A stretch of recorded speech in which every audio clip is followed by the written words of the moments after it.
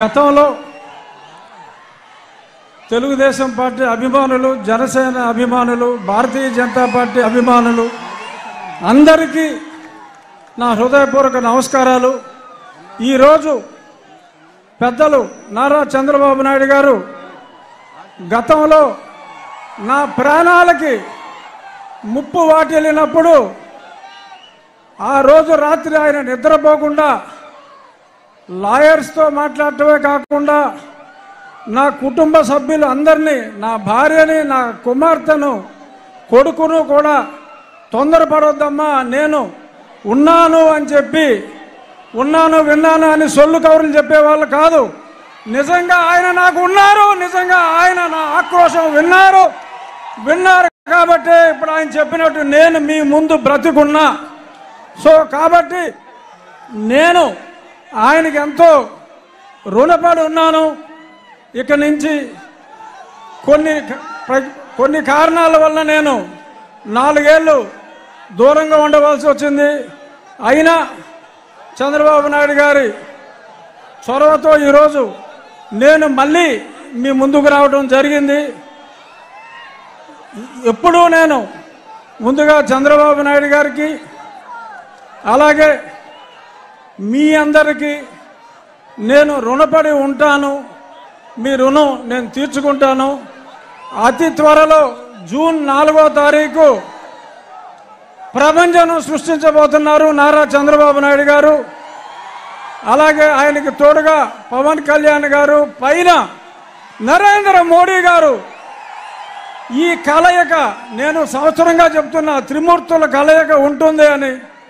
అందులో బ్రహ్మ మోడీ గారు అయితే, విష్ణుమూర్తి మన చంద్రబాబు నాయుడు గారు, పరమశివుడు పవన్ కళ్యాణ్ గారు, సైన్యం మనం అందరం.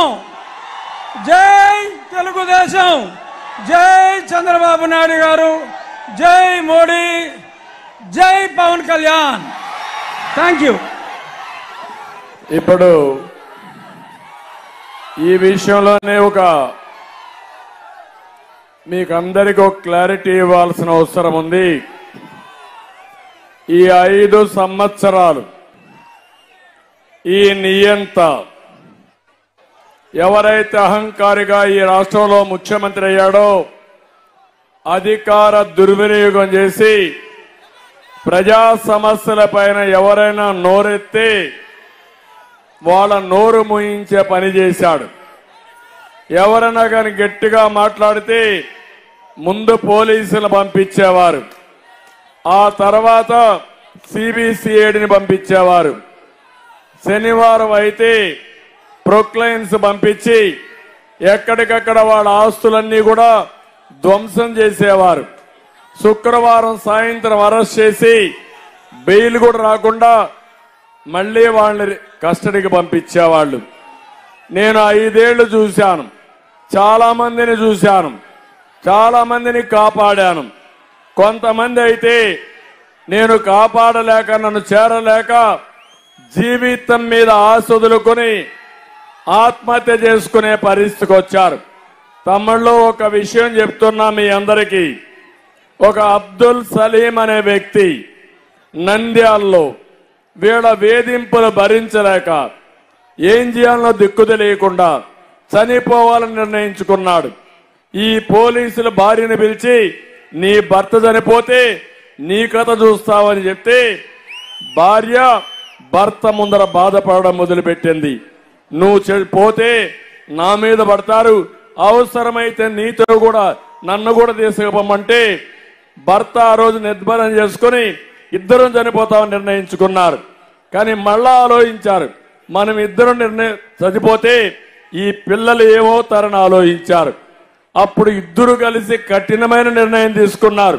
నలుగురం చనిపోదామని నిర్ణయం తీసుకుని నేరుగా రైల్వే ట్రాక్ మీదకి వెళ్లి పిల్లల్ని రైల్వే ట్రాక్ గట్టేసి భార్యాభర్త అందులో పడుకొని మరణం చెందారంటే, ఆత్మహత్య చేసుకున్నారంటే తమ్ముళ్ళు ఎంత క్రూరంగా చనిపోయారో ఒక్కసారి మీరు ఆలోచించండి.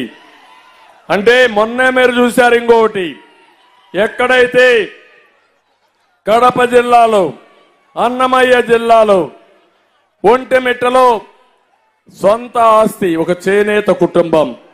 ఆ ఆస్తిని వైఎస్ఆర్ కాంగ్రెస్ నాయకులు రాసేసుకున్నారు. అప్పు కట్టాలి, డబ్బులు లేవు, ఏం చేయాలని ఆలోచించాడు.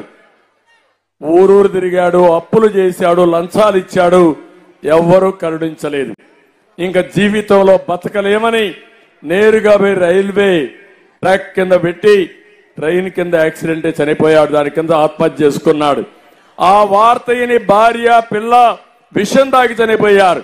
ముగ్గురు కూడా ఒకే కుటుంబంలో 2 నెలలకు మునుపు జరిగిందంటే మీరు ఆలోచించాలి. ఈ ప్రభుత్వం ఒక ఘోరమైన ప్రభుత్వం, నీచమైన ప్రభుత్వం, క్రూరమైన ప్రభుత్వం. కొన్ని వందల మందిని